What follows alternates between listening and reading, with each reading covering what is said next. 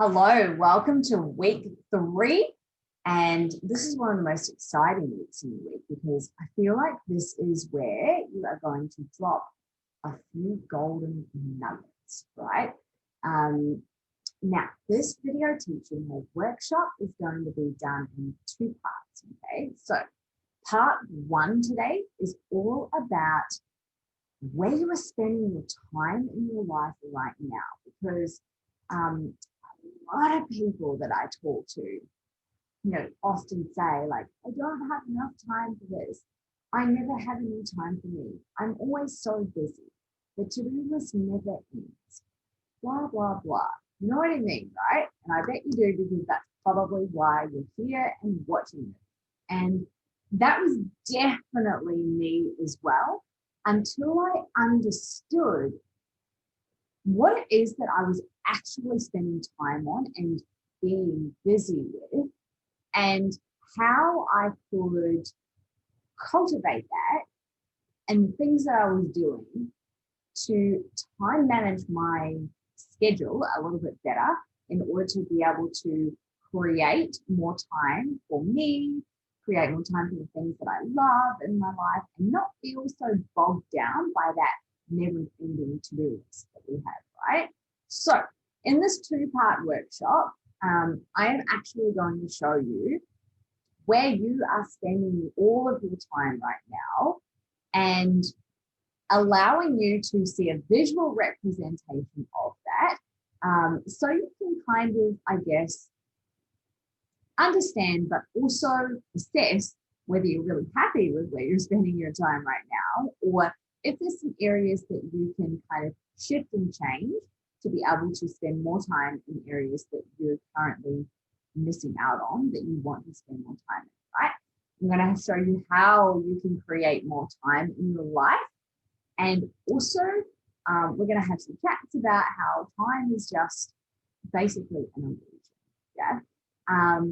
And then in the second workshop, we will be talking more about the actual to-dos of how you can schedule your time and visually have a bit of a plan each day as to what you're booking in for yourself, right? So we're going to talk a little bit more about that later. But let's get started on having a look at where you are actually spending your time and what the hell it is that you're doing that's keeping you so busy and so stressed out from, all the things that you have to do in your life. Now, you'll see that I use a lot of like quotation marks, because this is often the language that I hear when I'm working with different people around like this topic, yeah? And it's okay if you feel like this, because these are just old stories. These are just beliefs that you have. These are things that you have conditioned yourself to or been shown how to do your whole life, that you don't actually know that there is another possibility, that there is a way that you can slow down, do less, and actually have way more time for everything you need to do. Yeah. So cut yourself some slack, first of all. You don't know what you don't know until you know it. Yeah. And now that you're going to know it, it's up to you to choose what you do with this magical goodness. So let's dive in. Now, you're going to want to have created the list from the little homework mission I gave you earlier in the week to be able to complete this next task. Okay, so if you haven't done that yet, I encourage you to hit pause on this workshop and write that list before you move on. Okay, the list shouldn't take you any longer than about 5 minutes or less. What's included in your list will be every single thing that you currently spend time doing in your life. All right, so that will be anything at all. I want you to put as much detail as you can. It will be things like family, friends, kids, work. You might spend time like volunteering or studying or going to church or exercise, gym, your own sort of fitness stuff. What about when you have appointments like doctors or hairdressers or getting your nails done or massage or physio or anything that you spend time going out and having appointments? What else do people spend their time on? What about things like travel and holidays? Or yeah, like long weekends away. What else can I think of? Personal development. What about listening to podcasts or like what you're doing right now, workshops, webinars, coaching, that sort of thing. Chores, homework, cooking food, housework, groceries, all that sort of stuff. Yeah. So think about every single thing that you do in your life. Oh, just sort of another one that so many people, including myself in the past, get caught up on, and things like watching TV, scrolling social media, movies, YouTube, all that sort of stuff, right? Now, that's not a negative thing at all. And we're going to go into this a little bit later. So don't tell yourself that doing things like scrolling social media or watching TV is a waste of time and blah, blah, blah. Depends what it is that you want to be doing with your time. There are some very valuable things about scrolling social media or watching TV, movies, YouTube, that sort of stuff. Or it can be a massive time waster. So we're going to go into that subject a little bit further later on. And this will really heavily relate back to what you did last week when we talked about your values as well. Okay. So by the end of this workshop, what you did last week on your personal values and what you did this week about where you're cultivating and spending your time will all start to make sense as we're learning together. So now that you have your list, let's dive in. So what I want you to do is, I'm looking at okay, it's fine. I'm going to use this one in front of you here. So I have a notepad, but you want to grab like an A4 piece of paper or your journal or something like that. That would be amazing. So you want to have a blank piece of paper like this, and then we're going to draw a circle on the piece of paper. Cover up as much room as you can with that circle. Mine's using notepad, but you can see, oh, there we go. Okay, we'll turn it that way. The light you can see. So you'll see I've got a circle on here, right? Once you've got your circle, I want you to divide it into 8 sections. So it's going to look like a bit like a pizza. Okay, so we split it down the middle, and then the middle the other way, and then we split it in quarters as well. Again, it doesn't have to be perfect. There we go. You can see mine there. So we've got a roughly evenly split circle into 8 sections. Okay.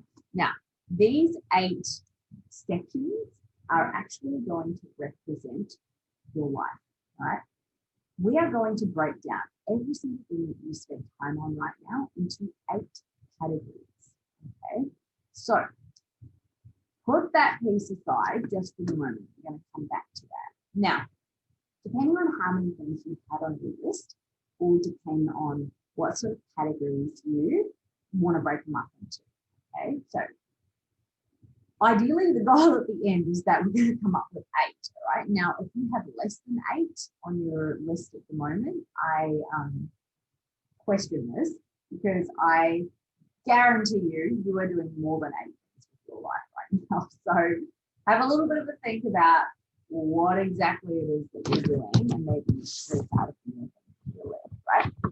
Now, this is one that I think a little bit clearer. So let's have a little look here. Now, if you have way more than 8, that's fantastic. The more detail, the better, because then we're going to have a lot of juice to it, right? So what I want you to do is put them into some subcategories that make sense. So let me give you an example. If you have on your list right now things like husband, wife, family, kids, friends, relationships, that sort of stuff, you might put all of that into one category if you kind of spend an equal amount of time there, or you value it about the same, right? Or you might split those things up into 2 different categories. So for example, let me give you a live example. I don't come from a very big family. I don't come from a family who like hangs out and communicates a lot. So I actually don't value or spend a lot of time in my life with my family. That doesn't mean that I don't love them. Doesn't mean that I don't value them any less than what I value them. It just means that I don't spend a huge amount of time with them, right? I spend more time with my friends and my social circle and my romantic relationship than what I do with my family. I also don't have children, okay?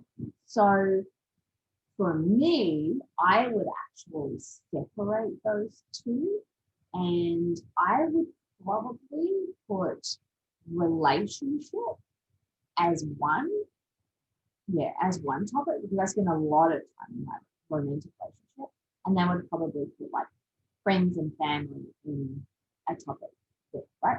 But if you're someone who spends a lot of time with your children, with your husband, with your extended family, anyone in your extended family, and that's kind of like one thing for you, and then your friends and your social circle is like a different amount of time, separate them. Yeah. So as you can see, like there's no rules with this. Every single subcategory is going to look different for every single person. And that's totally fine because that's what makes us unique and our lives different. Cool. Okay. So you might also have this one category as work, right? Work often takes up a huge chunk of our time, and it's generally just one thing. Yeah. For me personally, the industry that I work in is health and fitness. Yeah? However, I also love to like exercise and train and do those types of things for myself, right? So I would not categorize my health and my fitness and the things that I do for me as the same category as my work, right? Like work is work. And then I actually have like health, fitness, wellness. I would also put in this category for me things like when I visit my chiropractor, or I have like a doctor's appointment or something like that. Like I categorize those things as my health, yeah, and work is very separate. Does that make sense? Now, let's talk a little bit about, let's say, appointments, for example. And this one can be an interesting one too, one that some people stumble on. So appointments, for some people, it can be like a chore, yeah? It could be things like going to your doctor, going to the dentist, going to your tax accountant, like they're kind of regular things that you do. They can feel like a chore. But then you can also have appointments like hairdressers and massage and nails, or whatever it is, that, I mean, they would be categorized as appointments if you want them to be, or those things might come into like leisure, because they're things that you do for you, right? They're fun, they're exciting, they're all about you. And so they might be about your leisure time, whereas the other ones might come under like chores, yeah? Or you can just have one category that's just appointments. So can you see what I mean? Like it really depends on how you value the things that you do and where you sort of categorize them for you. Is going to be very different for everybody. So I want you to pause the video if you need to, come up with your 8 topics, and like really categorize every single thing on the list into one of these subtopics. Okay. Again, there's no right or wrong. It's just how it feels for you and where you want to put them. Okay. So I'm actually going to give you just an example of what my topics are. Mine can be totally different to you, but this might just help with understanding how you might put this together too. So for me, I have like family, friends, and social as 1. I have relationship as 1. I have like personal development, education, listening to podcasts, studying, all as 1. I actually spend a lot of time doing my own sort of coaching, spending time with my personal coach, listening to podcasts, and educating myself. Yeah. Work is another one. That's just all on its own. I have like health, wellness, exercise, training. That's all as 1. Then I have like housework, chores, appointments, cooking, eating. I don't know about you, but I actually spend a lot of time eating. I quite enjoy it. So I actually have that as 1 as well. And then I have a topic called self-care or leisure. And inside of this topic is things like going for walks, reading, doing art, meditating, getting massages, getting my hair done, taking a bath, listening to, meditation, that sort of stuff. So anything for me that comes under that me time, that self-care, that leisure, that hobbies, that sort of thing is all in one category for me.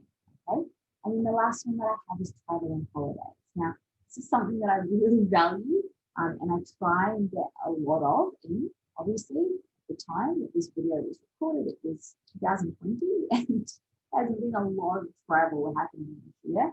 However, it doesn't mean that I haven't been trying to make time to have a long weekend somewhere, or something like that. So they're my 8 topics. Yours can look totally different, but I hope that helps to get an understanding of how you might categorize yours. So hit pause if you need to, and once you have done your 8 topics, then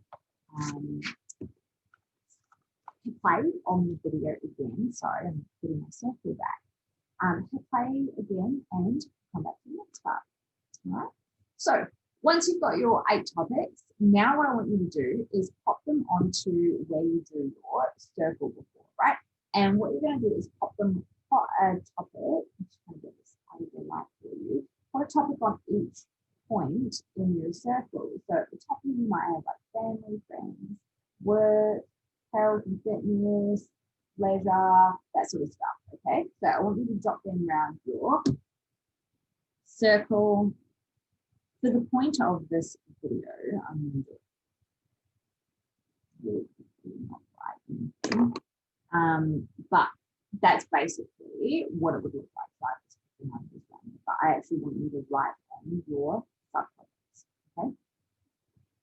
Now, once you've done that, what I want you to do is think about the middle of your circle here as 0, and at the outer edge of the circle is 10, right? This is going to be a scale of 1 to 10. 0 meaning I spend 0 time, 0% time doing this thing, and 10 being like I literally spend all of my time. Okay. So what I want you to do is on each point for each subject, I want you to place a little dot on the line as to how much time you spend in that area of your life. So let's say, for example, it might be work. You might put that at about like 8. Okay? If it's like family, friends, kids, or whatever, that might be like 7. Travel, holidays might be like 2. So I want you to place the dots on your little circle, like on the lines, like that. You might also even grab another color or a highlighter or something like that, so you can see them really well. And this piece shouldn't take you very long. Okay? So as you can see, I put some nice pink dots on mine. And then what we're going to do is we're going to play a little game of dot to dot.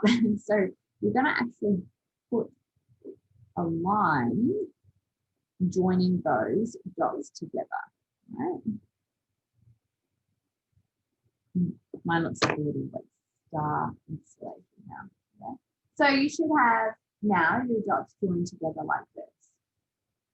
And this will be basically a very quick sort of visual representation that you can see dumped on the paper there as to where you are spending all of your time in your life, right? So let's say, for example, this one here for me is work, sitting at about an 8 or 9 out of 10 right now. And if I like super love my work, which I do this, but if I super love my work, I'm really cool with having it about 8 or 9, 89% of my time, then that would feel really good for me.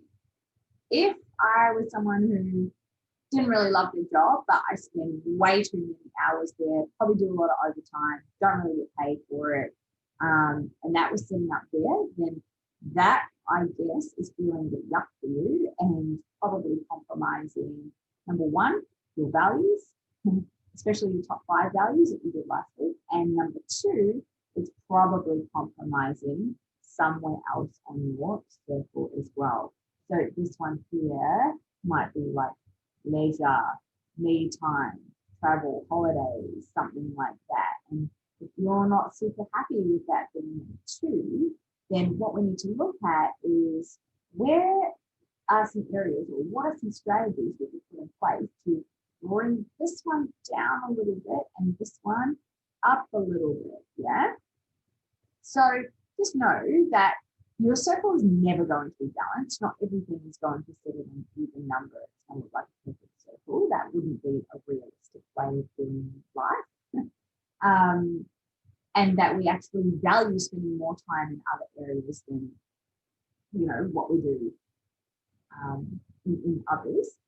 Or, like we have to spend more time in some areas than what we do others. So, it's not realistic to think that will have to be balanced. However, what is realistic is getting us to what feels good for you, right? So if this one over here, I really like this analogy that I use sometimes. So if this one over here was like housework, chores, cleaning, groceries, like all the things that we have to do but don't necessarily love. I mean, I don't know about you, but I don't. I'm not a mad fan of cleaning toilets and doing grocery shopping and stuff, but it's got to be done, right? But if that's sitting way too high over here, and this one over here was like taking a bath, having a massage, doing meditation, having coffee with friends, taking a long weekend, like anything, I'm just pulling random ideas here. Anything at all that you want to be doing more of, then might I suggest that looking at over here, okay, what are the things that you're actually doing here in your housework chores, right? I mean, is this like a daily thing for you? Do you get up in the morning before work every single day you're tidying up, doing the washing, doing the dishes, cleaning up all the kids' toys, picking up dog food, doing all of that before you even start your day? Or are you someone who, I'm trying to think, this is such a long time ago that I used to do this, so I'm trying to think, how did I used to feel? And that was really hard. Are you someone who like, oh, this was totally me actually. Yes, this is a brilliant example. Okay, so I had worked at home for a very long time, right? And one of the things that I used to tell myself is that I can't start work or be productive until my house is clean. I need to run the vacuum over. I need to get the washing on. I need to have mopped the floors and my area around me is spotless before I can be productive, right? And that was just like this hilarious little OCD thing. This is like this hilarious OCD thing that I used to have, which is like total bullshit because I can be productive and I can do it without the need to have all of my dishes done and a sweep of clean floor around. And what that was actually preventing me from doing, number one, I was procrastinating, actually taking action on something that I didn't enjoy doing or creating or that needed to be done, right? But number two, what it was also doing for me is it was giving me permission to tell myself that everything had to be perfect and aligned before I could even achieve it. Yeah. And once I realized that that was total bullshit, and I was able to let go of the fact that things didn't actually have to be perfect to be able to just get started and achieve some stuff. What it created for me was, first of all, just a weight off my shoulders that I didn't have to be perfect. Secondly, it created more time in my day because I wasn't starting my day doing all these things that I actually hated and then feeling like the rest of my day was such a push, like I was pushing shit uphill because I was already in the mindset of, oh, okay, we're doing this stuff, there's I have to do it, right? And the other thing is,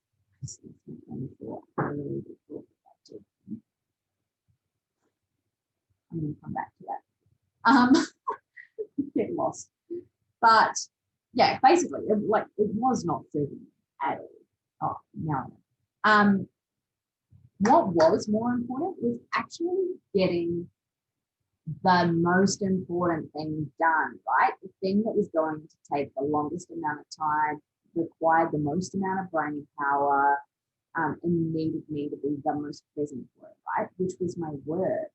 Yeah. So if I knew that a task that I had to work, whatever it was, going to take like 3 hours, can you imagine starting that like 3-4 hours like into your day when you've already pushed it uphill, and then you're like, oh, I've got to do the thing, right? You've ever heard of that saying or watched like the TED Talk, YouTube videos, read the book, anything about eating the frog? Okay, so the frog is the thing, that the big major thing that you need to do, right? And that you're probably procrastinating about, and you don't want to do it because it's big, yeah. But once you eat the frog, once you just do the thing, get it out of the way, then everything else after that feels easier. It's more fun. It's less stressful because you just got the thing out of the way, right? Also, it means that you're not filling your time during the day with busy work. Yeah, busy work. It's not actually work. It's just what you're doing to fill your time. You're not filling your day with that, and you've got this lingering thing in the back of your mind, like, I still need to do this, I still need to do this. I haven't got to that yet. I'm such a failure, blah, blah, blah, blah. All this self-sabotaging language that you tell yourself, and you just didn't get the thing done because you're filling your life with all the busy work that didn't actually need to get done, right? You don't need brain space to wash dishes, clean floors, put washing on. That stuff can be done at night when you're tired and don't require the brain space for it, right? But things like big tasks that, for work, or I'm just using that example still, but things that require a lot of brain space and energy, they need to be done when you've got the brain space and the energy, which is more than likely the first half of your day. Yeah. So if you just got that out of the way, can you imagine how much energy and time and stuff you would have left in your day, because you're not got in the back of your mind, oh, I've got to do the thing, I'm going to procrastinate for longer and longer and longer, and you get to 8, 9, 10, 11 o'clock at night, and you're trying to do the big thing, and you're telling yourself, I'm so busy, I've got no time for anything, this will never get done, I did a shit job on this, simply because you just didn't prioritize it and get it done, because you feel your life is busy. Yeah. So one of the ways I actually got over this, or got through this, and this might not be a solution for everyone, it just was for me, was I actually hired a cleaner. And honestly, it was one of the hardest things to do, and also admit that I needed a cleaner, because I work from home. I work long hours, but I work from home. So it was almost as if I had this expectation, like, girl, you work from home. So why don't you have time to have a clean house? You're literally here all the time. Yeah. And once I got over that mindset of having to do the thing myself or be this person, like by person I mean like cleaner, that I thought I needed to be just to like, yay, tip it off that I'm winning at everything in life, because I possibly couldn't let go of the fact that I actually needed help. Once I let go of all of that, I just hired the damn cleaner. She came in every fortnight for only 2 hours, but she did all the tasks that I just didn't want to make time for, right? She scrubbed my showers. She did the dusting. Cleaned everything, but there were like extra things that don't need doing every day that she did. That I was like, oh my God, that. And yes, okay, it costed me $70 to pay her every time she came.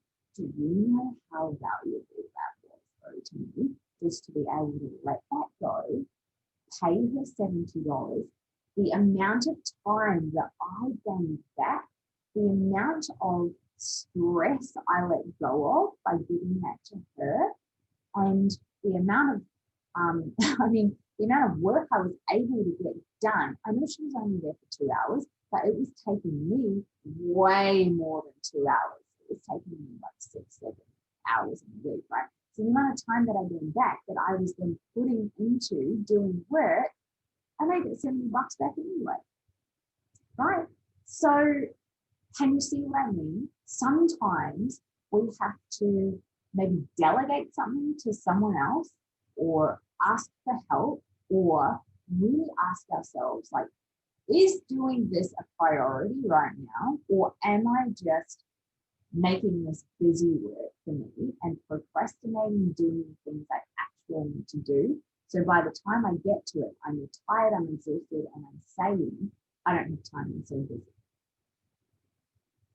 Does that make sense? Yeah. By being able to do that, what I did is buy back more time in my life. So yes, it was a monetary exchange. I paid her to do the cleaning, but what I bought myself wasn't the fact that I had clean showers and sparkly floors and no dust. What I bought myself was time, right?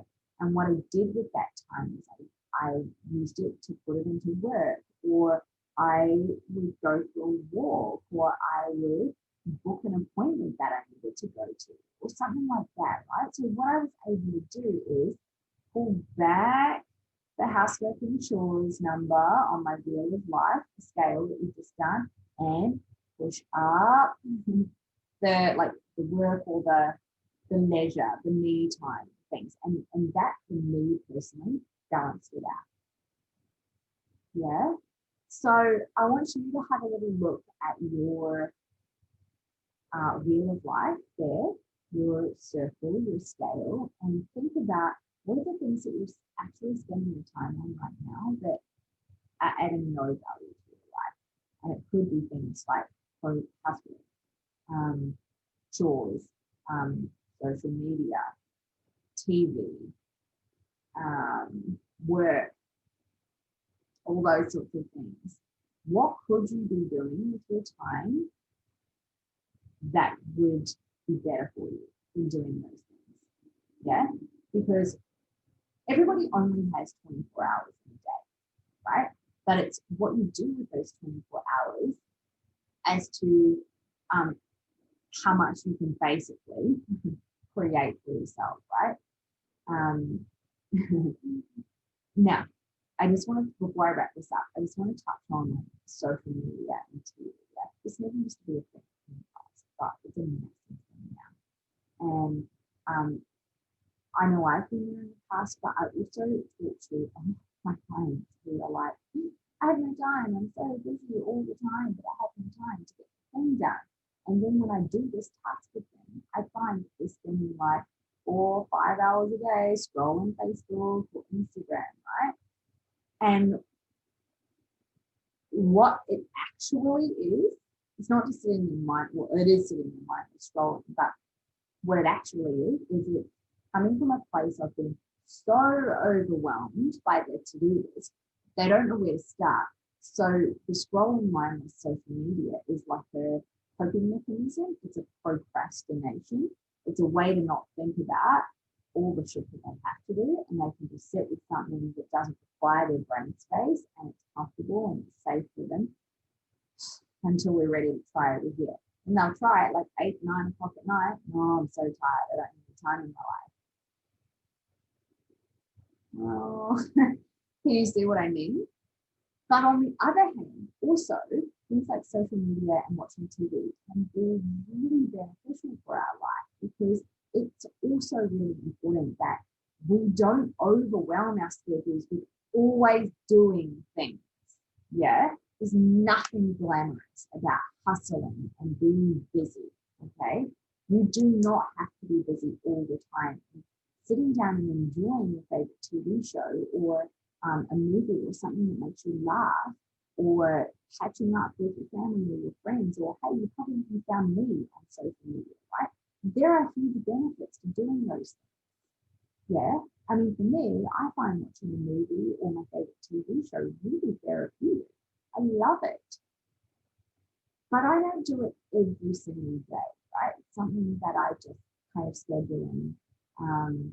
You know, I might watch a movie maybe once a week, and my favorite TV show maybe for an hour, 2 or 3 times a week, right? And it might be at night time, but then the next night I will spend my time like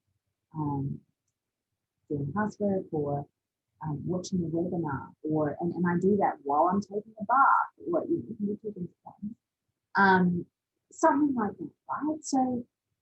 So watching TV, you know, spending time with movies, social media does definitely have a benefit to you, because it is important that we switch our minds off and rest and do something that we enjoy.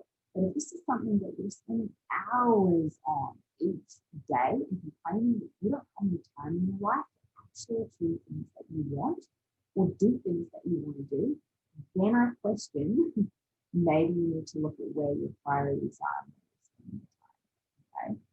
So we're going to wrap up part 1 here. I am dying to hear how your little wheel of life looks, where you're spending your time right now, and what the golden nuggets for you were that you took out of this workshop. Where could you maybe make some alterations in your life to be able to create more time, have more time for things that you love doing, and less time in things that you don't want to do as much. Yeah. So let me know in the comments. Please post your version of your wheel of life up in the group, and let's have a bit of a chat about it.